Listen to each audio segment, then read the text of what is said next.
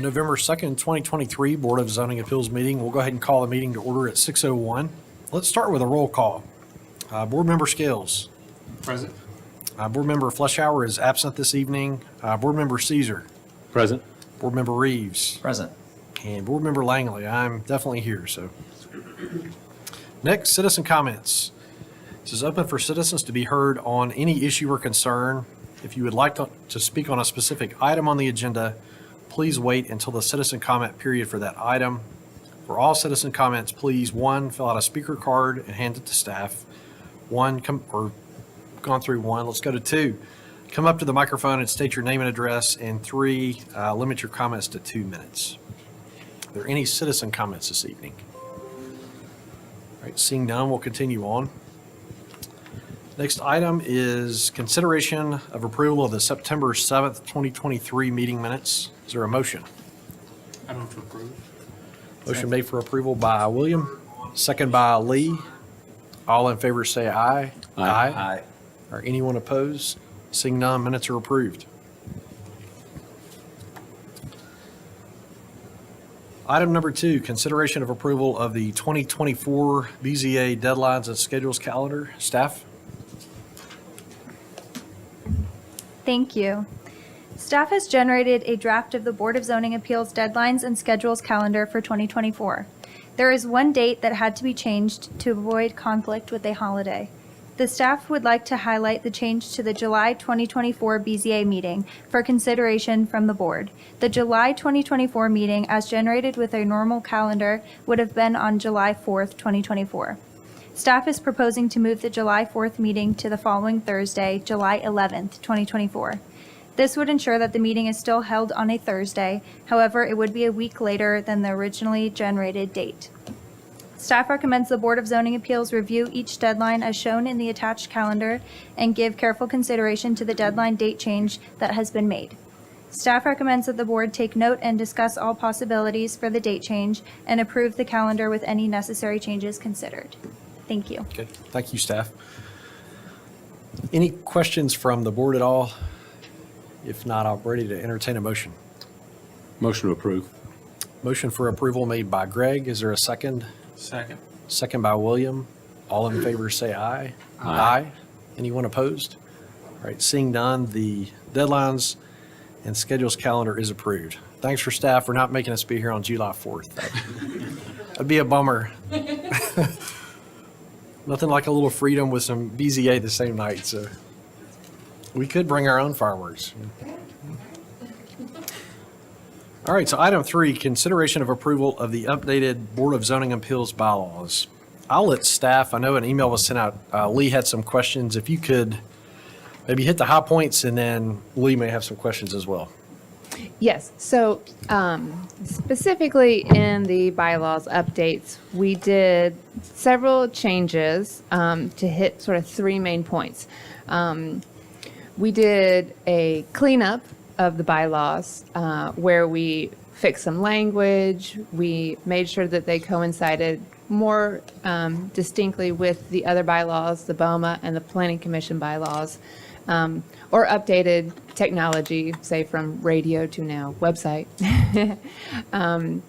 Another area that we addressed was recent state legislature that now requires any voting meeting to have opportunities for citizens to speak. As Chair Jonathan just did, we've already taken that at our meetings where we now offer that opportunity, but now we're codifying that into the bylaws itself, where it is the timeframes that the chair can place on citizen comments, things like that.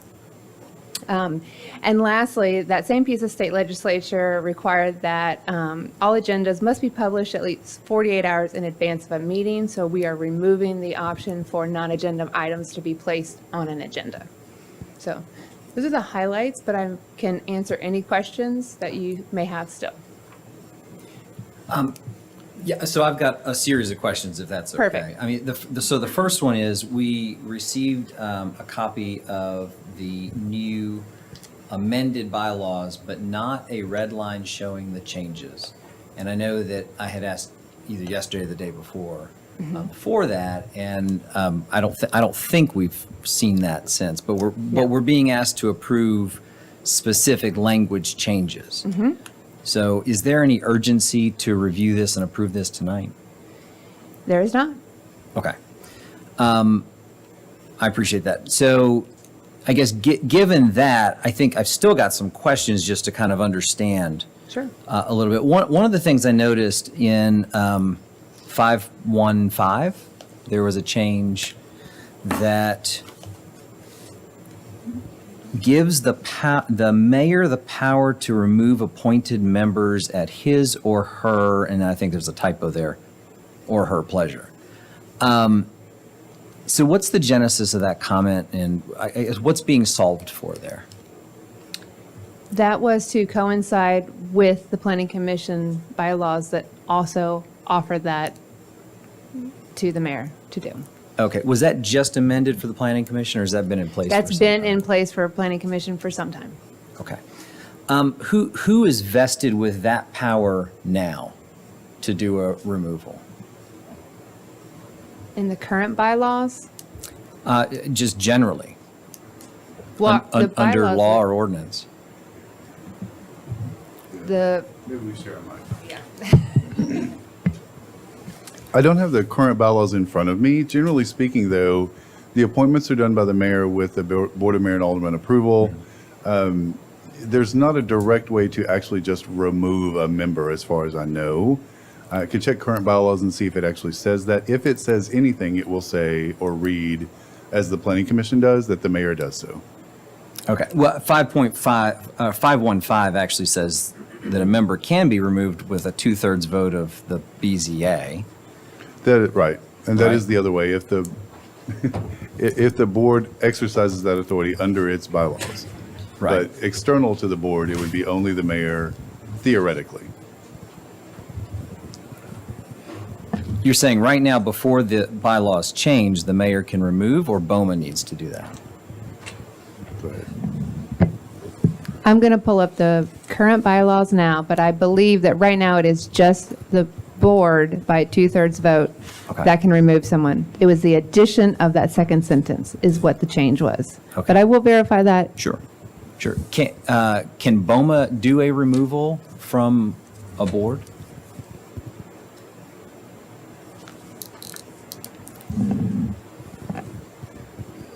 Generally, it would be governed, the answer to your question would be governed by the ordinance that establishes the board Okay. and/or the state statute that grants the BOMA the authority to establish the board itself. So it will vary by board or commission. Speaking off the cuff and without having done a review of every board, commission, all the statutes and all the ordinances that apply, that's not a very common kind of procedure to be put in place. Okay. And I can confirm that our current bylaws only allow a member to be removed by 2/3 vote by this board. The Right. change is to add the sentence for the mayor. Yeah, and I know that 514 says that there's a removal for certain non-attendance, right? And is, in that instance, is it a 2/3 vote? Is that what happens? Is that the procedure? Or is that automatic?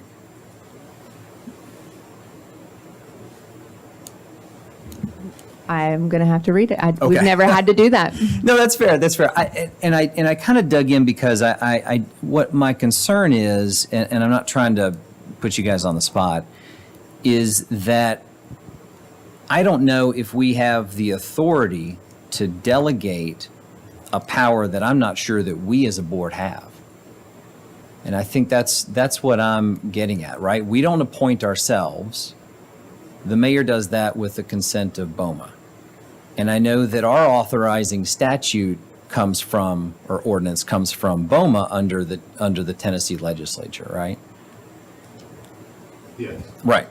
So I'm not sure that we can delegate powers that we don't have the authority to delegate. And that's my concern with that particular change.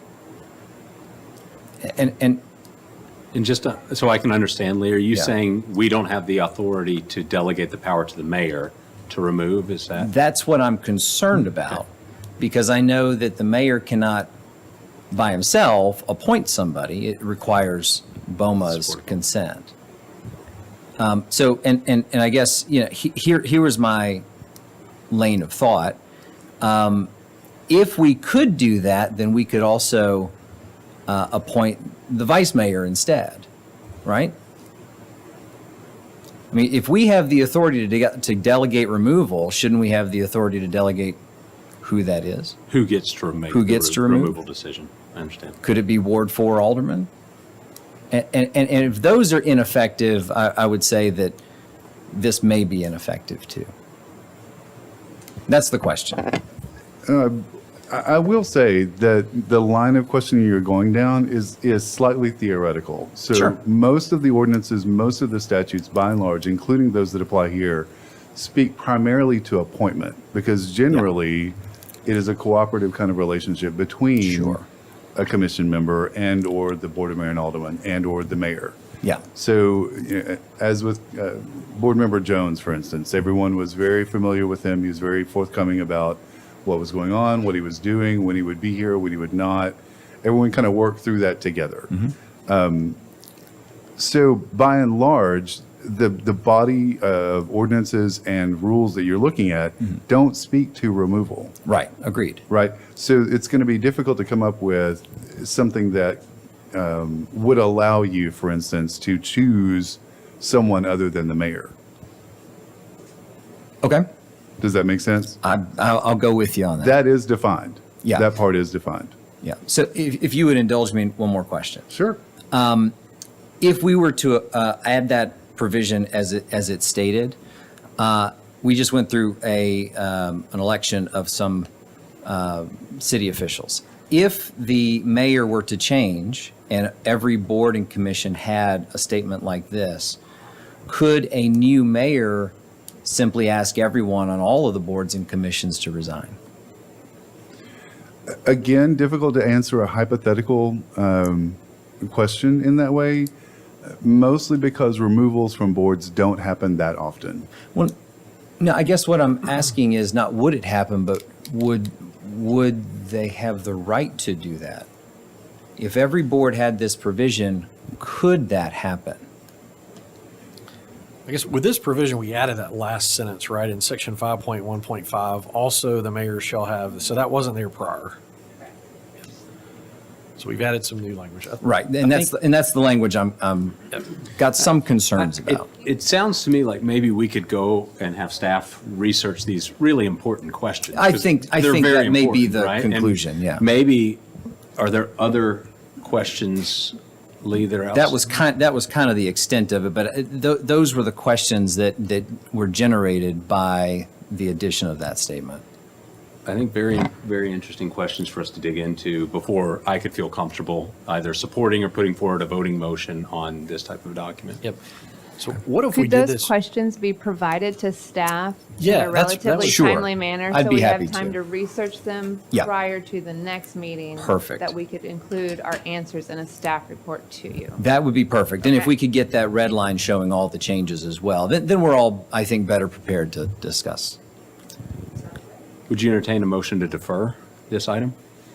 Yep. So just to be clear, I guess the questions, if you would like to kind of formulate questions and Sure. then send those to staff, copy all of us on those, and then we can make that part of the record probably next meeting as we discuss this and the changes as well. Yeah, I can put them in the staff report. Okay. So that what the question was, the answer, and that can be provided when the agenda is published next month. Sounds great. Is there a motion? Motion to defer 1 month until the next board meeting?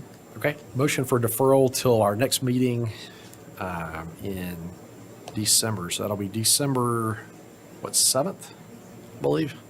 I'll second that. Okay. Was motion made by, Question on the motion. If we don't have a meeting in December, would this particular item justify a meeting if we don't have any applicants or appellants? Okay.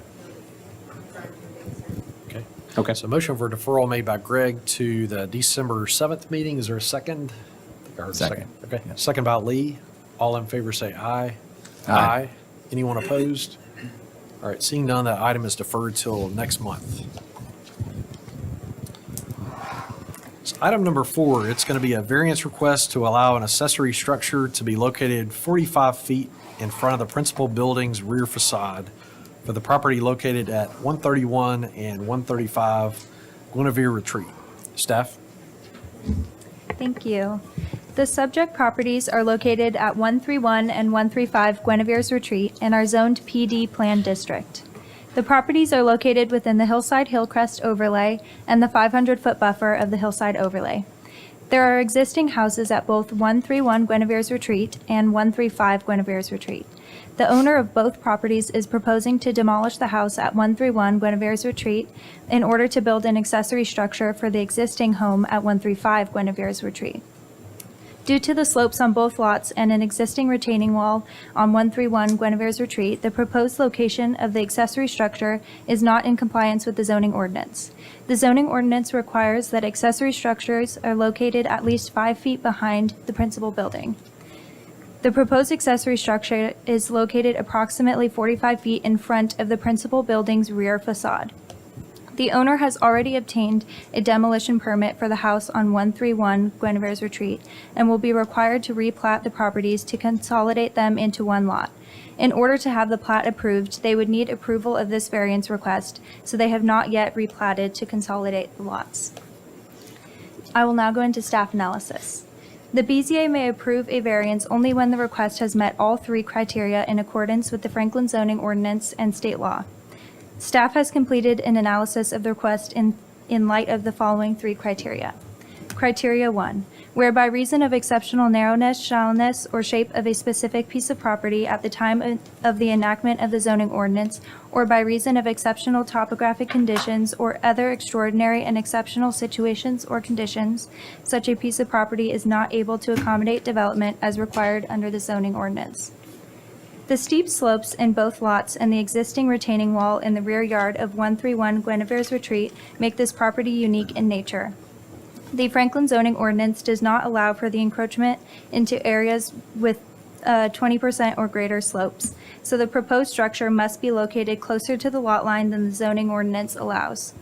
As shown in the supporting document, slopes over 20% cover nearly the entire backyard from the rear facade of the principal house to the rear lot line at 131 Guinevere's Retreat. The topographic conditions would not allow the accessory structure to be located at least 5 feet behind the rear facade of the principal house at 135 Guinevere's Retreat. Staff finds this criteria is met. Criteria 2. The strict application of any provision enacted under the zoning ordinance would result in peculiar and exceptional practical difficulties for, or exceptional or undue hardship upon the owner of the property. Due to the unique factors outlined above, the location of the accessory structure would not be able to comply with the zoning ordinance. With the steep slopes and existing retaining wall, it would not be possible for the proposed accessory structure to be located at least 5 feet behind the principal building. If the existing retaining wall were to be moved further towards the back of the property, the retaining wall would have to be significantly taller than it is now, and it would likely not comply with the height requirements as outlined in the zoning ordinance. The existing retaining wall also continues onto the neighboring property, so any work done to the retaining wall could negatively affect the structure of the retaining wall to the neighbor's property. Staff finds this criteria is met. Criteria 3. Such relief may be granted without substantial detriment to the public good and without substantially impairing the purpose and intent of the zoning ordinance. Staff finds that the proposed accessory structure would not be a detriment to the public good, nor would it impair the purpose and intent of the zoning ordinance. The intent of the zoning ordinance in this case is for accessory structures to be secondary to the primary house. The accessory structure is not located closer to the street than the existing house at 131 Guinevere's Retreat, and given the slopes in the backyard and the existing retaining wall, it is located as far back as it can be. Staff finds this criteria is met. Recommended motion. Staff recommends that the Board of Zoning Appeals move to approve with conditions the variance request to allow an accessory structure to be located 45 feet in front of the principal building's rear facade for the property located at 131 and 135 Guinevere Retreat, because the criteria for granting a variance have been met. Staff recommends a condition that 131 and 135 Guinevere's Retreat must be consolidated into one lot for the variance to be applicable. This concludes my presentation. Thank you. Thank you, staff. And I'll mention Jeff joined us. Good to have you with us, Jeff, for the last item, and did vote for that item as well to help with minute keeping there. We'll get that on the record. All right, so is the applicant present for item 4? If you'd like to step forward for us and state your name for the record.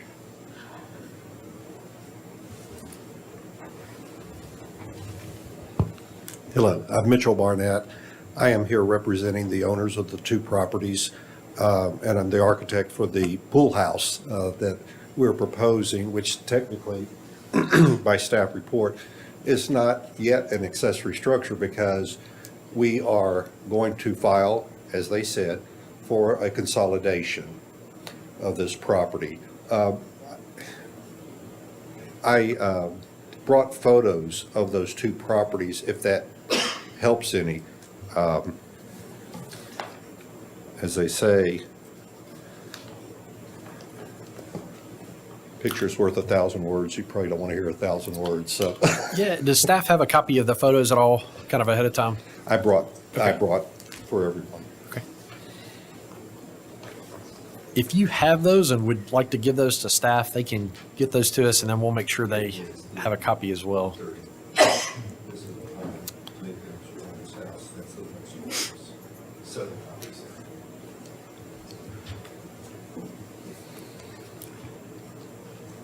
We do have comments coming up next, so if you'll be patient with me. And by the way, I just want to say, this is within the, I don't know if she mentioned it, couldn't hear. This is within the community of Avalon, and therefore, there's still a process, a procedure to get the HOA to review all of this after, if the BZA were to look at this and favorable, and after the consolidation, we still have to get approval through the HOA to do this structure. So that's a bit of a contingency that we will withhold.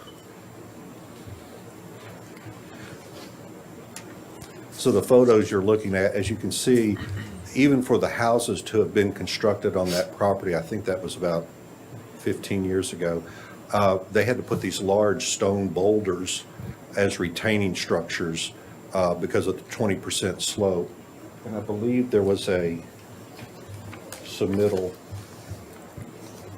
for the 20% slope area. There was, and we can get that pulled up. I know the exhibit's in there. We may have timed out on the board side. There we go. Yeah, that pretty map, which is all red. So obviously, you know that the 20% area is the non-buildable space.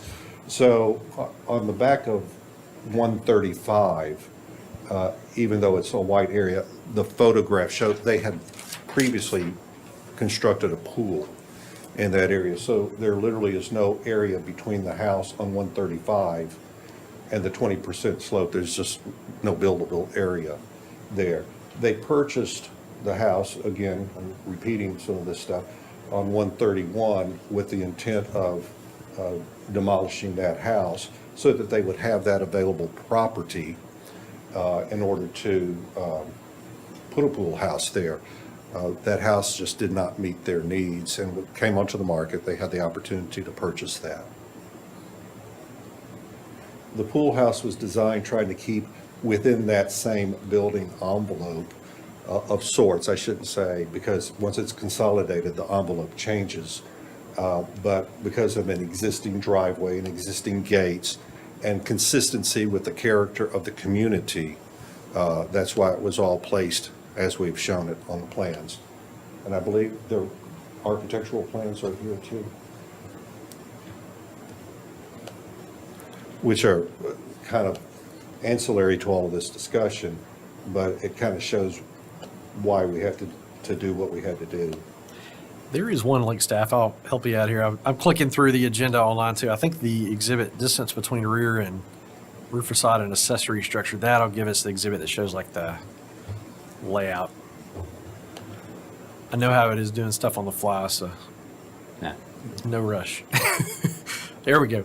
Perfect.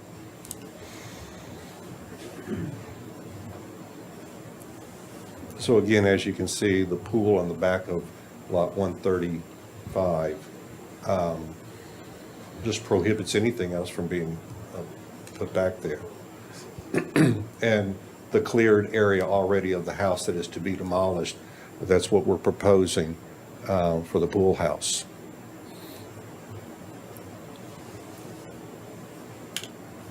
Anything else? Or maybe questions? Okay. All right. Thank you. Is that it? Okay. Appreciate it. So next we will open the public comment. Are there any citizen comments? I just have a few questions. Yeah, please step forward and state your name for us. And I just came from physical therapy, so excuse me.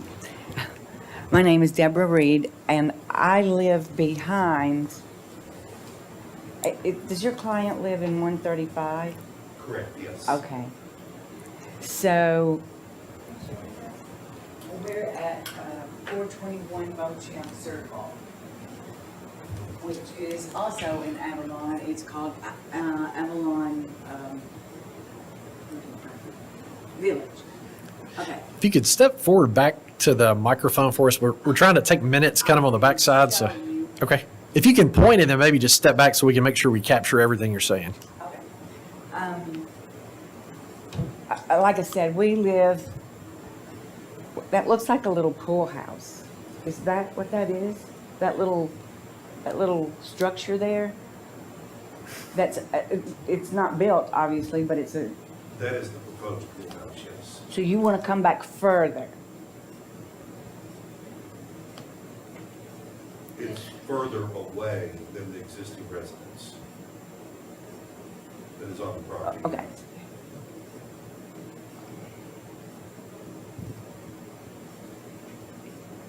If your clients live in 135, then our neighborhood, the villages, is on that side of that house. Is that correct? If I may stand Yeah, absolutely. to help clarify. Yes, please do. I believe what you're talking about, your property is in this area here. We're right behind, we're right in front of it, and we've lived there for 10 years. Yeah, up here, I can't. If you That's could quite step a- up to the microphone for us, so let's take Okay. turns. So if Okay. you'd like to be seated for a second, and then we'll get his response here to your questions. Yes. Yeah, the Villages of Avalon, I think that's the name. Yes, are on, as we look at this plat, on the left-hand side of what we are showing here, the left-hand side of Lot 135. If you could just, I think the one question was, the proposed residence is a brand-new pool house that's located closer to the road than the current home, correct? No, it's actually further from the road than the Okay. current house that exists there now. Okay. Gotcha. Do you have any additional questions, ma'am? Oh, yes. Okay. Yes, because this has been not a very happy situation for us. Like I said, we've lived in our home for 10 years. We've had absolute privacy behind our home. And all of a sudden, 2 or more years ago, we started hearing all this hammering and sawing and stuff and dozers and all kinds of things. And what happened was they extended their backyard into what it has to be part of the PUD because we never even knew there was a house there. We could not see that structure from our home. Now I can see everything. I mean, if I could sit here and tell you, but I won't do that. But if they come back any further and they build something else there, I don't know what I'm going to do legally, but somebody is taking away my privacy. And it isn't right. If they can buy 43 feet this way, we're going to buy 43 toward their home, and we're going to go right up to this wrought iron fence that they have built surrounding. They have a fence around the neighborhood, and they've also built a wrought iron fence around their home. And I can see all of that. And I used to see trees and birds and deers and fox and bobcats and everything back there. Well, there's nothing back there anymore except their stuff. And you can tell I'm upset. I am. If it was your home, I think you'd be upset too, because it will also, and has also, lowered the value of our home. It's no longer private. And that's why we bought that home. It's because it was all private.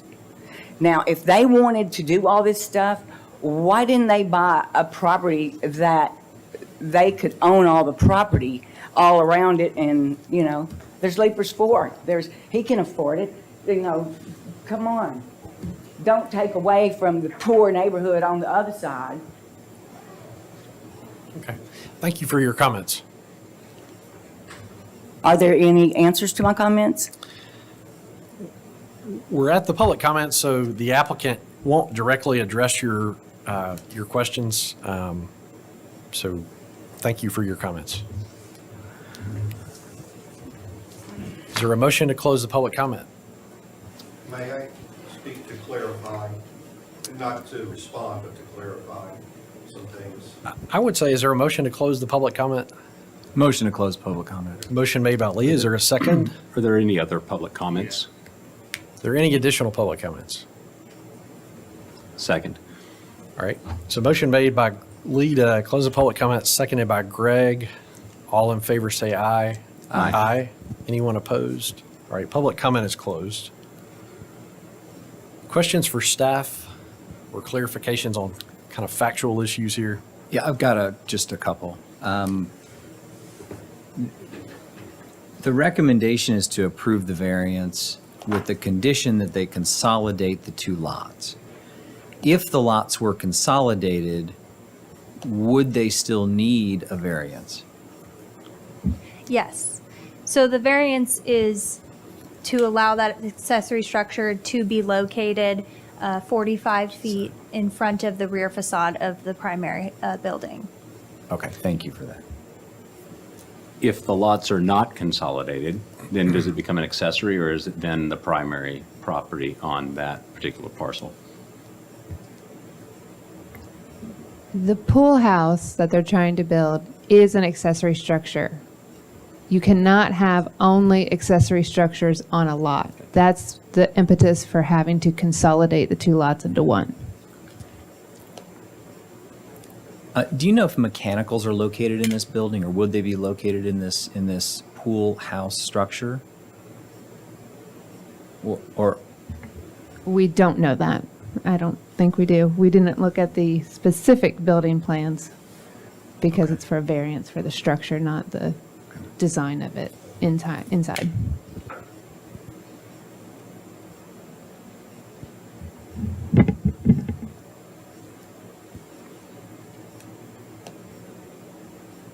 So just to clarify again, kind of bringing us back, this variance is to It's allow this new structure to, to be in front of the back of the principal structure. If you look at this rendering above here, the building on the left is the house, the principal structure. The building proposed is what's on the right. The red line at the bottom is showing where the back of the principal structure is. That little bump at the bottom is actually a porch, so it's not conditioned space. So the zoning ordinance right now requires that any accessory structure be behind the principal structure by at least 5 feet. Okay. So the request is to move it forward that distance of where the red line is showing you a distance, that many feet. Does that clarify? It does. Sorry to harp Great. on that. I think the point to me is here, with what we're looking at, with the variance, it actually moves further away from the rear lot line. So Yes. we've discussed that, and, I think it's important to note too, the Board of Zoning Appeals, we're looking at very specific issues, so we're having to look at the request against like real tight criteria. So we do understand, citizen concerns and comments, and do appreciate those, but we are looking at real specific issues. But I wanted to make that point. We're looking at, I think that helps clarify, if not for me, hopefully everyone else too. Okay, any other questions at all? I didn't have enough questions as far as where is. We've closed the public comment, ma'am, so the board, I'm ready to entertain a motion if the board is ready.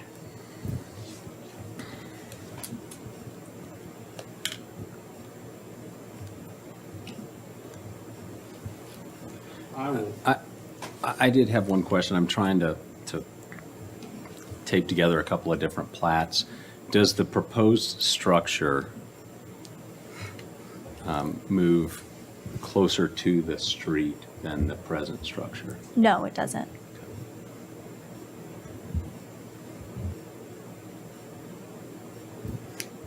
And I'm assuming it's no closer to the neighboring, or the lot line on the right-hand side of the plat.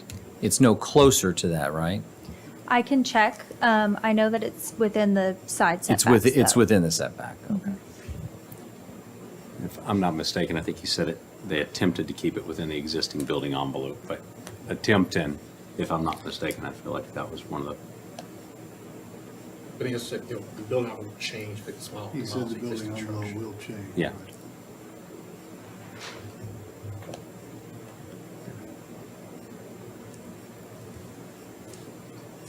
Is there a motion?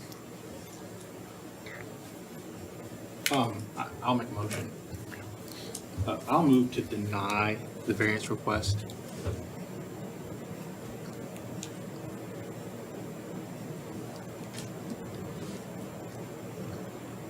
Okay, would you like to add additional comments, William, or? Although it technically meets each of the requirements as set forth in the staff report,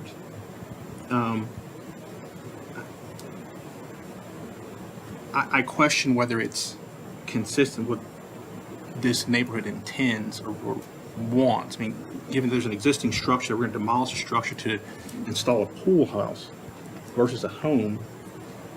And to me, that's troubling. And I'm really interested in discussion regarding that. Okay. Okay, motion for disapproval made by William. Is there a second? I'll second. Okay, second by Lee, and let's have some discussion then.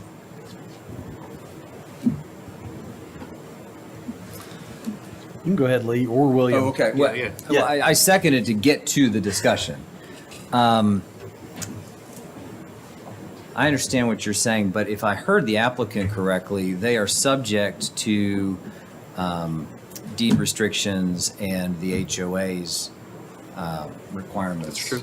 As well. Do I understand that correctly? I'm looking to staff, I Yes. suppose. Okay. So regardless of whether we grant this, well, if we grant the variance in whatever condition that takes, they will then also have to go to Avalon and get approved what they intend to do. Is that correct?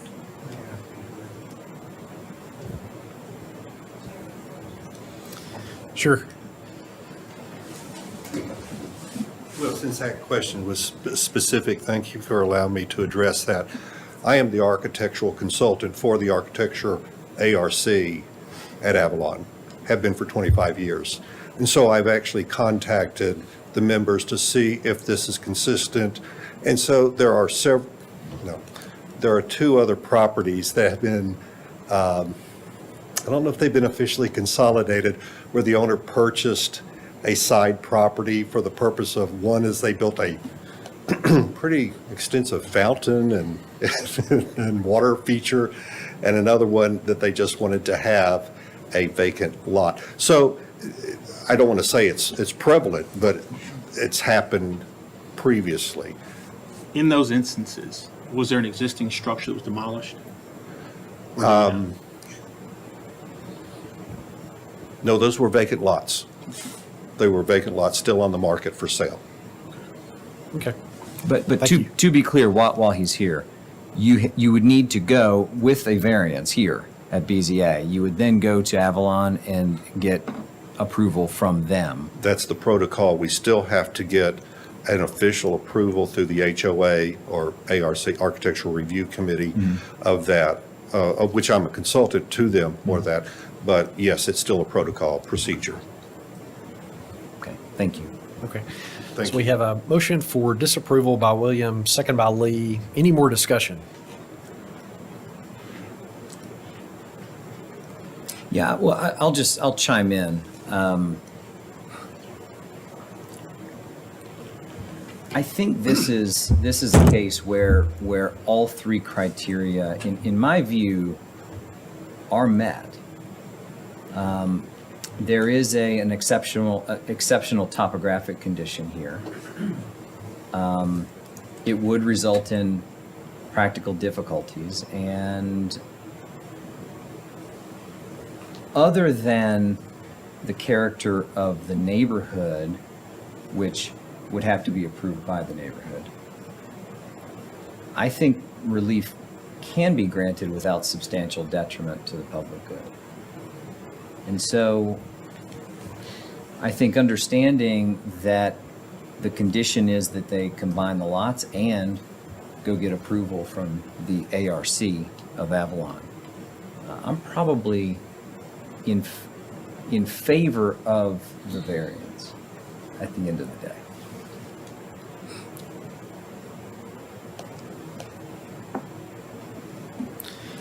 I'll make a comment. I do think it's an unusual request. It would be rare that we would see a request for demolition of a structure, a large home, nonetheless, to,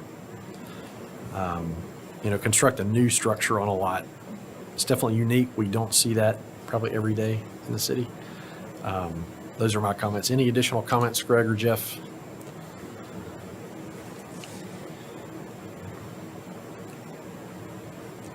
Mitchell, this is a pool house? You're saying you're building a pool house over here? Yes. Sure does seem a long way from the pool. Again, if I may. Yes, sir. Just to help clarify, that, if you don't mind pulling up the site plan.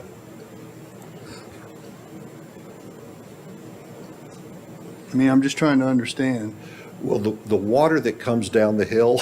Yes, sir. Goes in And it is between. a substantial hill. In between those two properties. Right. So I guess where it's vaguely designated by the property line between those two. Okay. That's more of a water area. Okay. And currently there are some pretty tall arborvitae, a row of arborvitaes that were planted there years ago. They're probably, I'm guessing, 30 feet tall, maybe even a little taller. Really? So, and you can see where we showed a walkway on that plat. That I'm helps- seeing a walkway to the property line. Well, the reason we didn't show it beyond that, we don't have the consolidation yet. Right. And so we had to, by law, stop at the property line. So that's going to continue up to the pool area, to That's the cor- patio area. That is correct, yes. And how large of a pool house are we building? The square footage of the heated space is 1,300 square feet. That's on the cover sheet. I was just trying to, It's approximately 1,300 square feet. and it's a 3-car garage, 3 or 4-car garage in front of it. It's a 2-car garage beneath. Is it? Okay. You said beneath it? You said beneath it? That's beneath it because of the existing topography, and in order to get the finished floor elevation of the pool house as close to the finished floor elevation of the pool, it's one thing after another with these designs. Right. We were just kind of forced into some of this situation. They'll use that for storage. They actually won't put any cars there. And to clarify one other point about the ARC, HOA, all that business, if this were a single-family structure. Right. Because of the square footage, it doesn't meet the rules of Avalon. Gotcha. Avalon, I think, has a 4,500 square foot. Right. That's Minimum. why I was asking. Yeah, so it would not have met that. Yeah. Thank you. Any additional comments? We've got a motion, a second. If not, let's take a vote. So Greg? Could you state the question?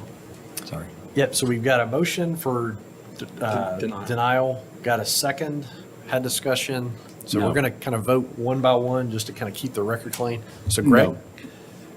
I disapprove of the motion to disapprove. Okay. Jeff? No.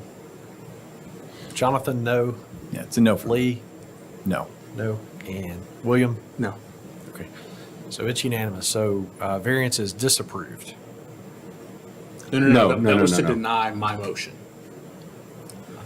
Jonathan, to be clear, my vote was, Yep, so let's start over. I think Yes, I'm confusing things. So we've got a motion for disapproval.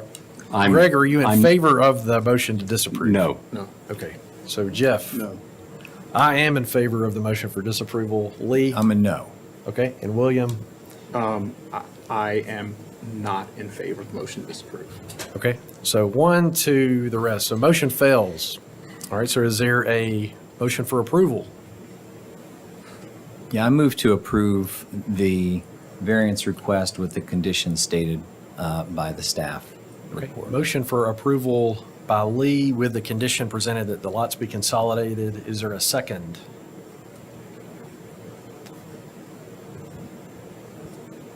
I'll second. Second by Jeff. Discussion. Discussion. Let's go ahead. So this is an interesting one. On the surface, you could look at it and probably say, yeah, makes a lot of good sense. They buy both lots, they smash them together, they build a pool house. I think the concern I would have is that the intent of the ordinance to not have accessory structures in front of the primary residence. And this is the concern I have here. And I'll speak out of the other side of my mouth and say, on this ordinance, I could probably be a little bit more comfortable if we also added, in addition to the requirement of marrying the two lots, if we were to add the approval by the ARC. I don't know, William, it looked like we were going to be in sync there, and then maybe I changed your mind, so. I don't think we can control, I guess, the ARC, we're talking about the neighborhood ARC, Yeah, I correct? think that would be my concern. I don't think we have Yeah. the ability or the authority to do that. Is that correct? Even though I asked for it? No, I think it's a great question. I'm sorry, can you So repeat the question? one condition that Lee presented was that the lots are consolidated. I think another item that was brought up during our discussion of the prior motion was making certain that the local neighborhood association approved the structure as well. Is we put that that- something that we could add Can we as an do that? addendum to our motion? Yes. And my assumption is that all of this stays completely out of the Hillside Hillview overlay that is illustrated on the document there.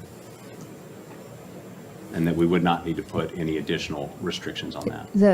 The red was actually not the overlay, but it was the steep slopes, which are regulated by the current zoning ordinance, so they would have to stay out, Okay, or else request another variance, which they're Gotcha. not doing today. okay.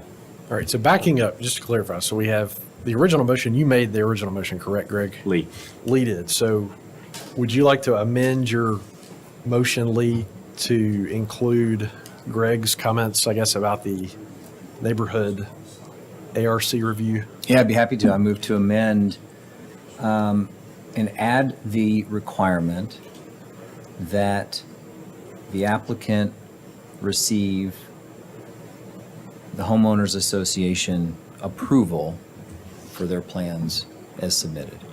Okay. Are we good there, Bill? It was the ARC, which is yeah, the Architectural Review Committee. No, I understand. I'm going off of what the applicant has said, but just to make sure that, whoever the approving body is within the neighborhood association Well, okay, so you can, it's certainly your motion to word however you choose. So if that's the language you like to use, that's fine. You're really not moving to amend your own motion. You're just changing your motion. If your second agrees to the changes, you're good to go. Okay. Thank Does that you. make sense? Yep, Yep. sure, it's sure. Glad we Because have it's, the because guidance. it's your motion and you're actually moving to amend makes Got less it. sense than I'll just change it. Perfect. Can I just agree to what you said? Or do I need to state it all? It's stated, he just has to. You may want to clarify the language. Okay. That's the only thing. All right. Well, then I'll clarify that my motion is to approve with the condition that the lots be consolidated per the staff's report, and add a statement that all necessary approvals from the neighborhood association are also received prior to moving forward on the project. Does that work? As long as your second agrees to that change. I do. All right, motion for approval with conditions, I'll leave it at that with a second. So Lee, and then second by Greg. Let's go one by one on the vote again. All right, so vote for approval. So yes is, you're in support of this motion for approval. So Greg, As long as there's no other discussion on this particular motion, I vote yes. so Greg, yes. Jeff? Yes. Jonathan, I'll vote no. Lee? Yes. Yes, and William.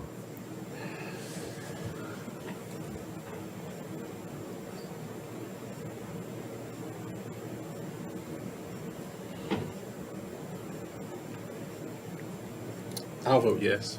Okay. William votes yes as well, so that is what, 4-1, variance is approved. Thank you, that one was a bit rough, so everyone for your patience and clarifications. All right, so that is our only, that's our last item on the agenda, other than, let me flip the page here just to make sure I'm not missing anything else. We've been kind of around the world and back. Is there a motion to adjourn? Motion to adjourn. Second. Motion made by Jeff, second by Greg. All in favor say aye. Aye.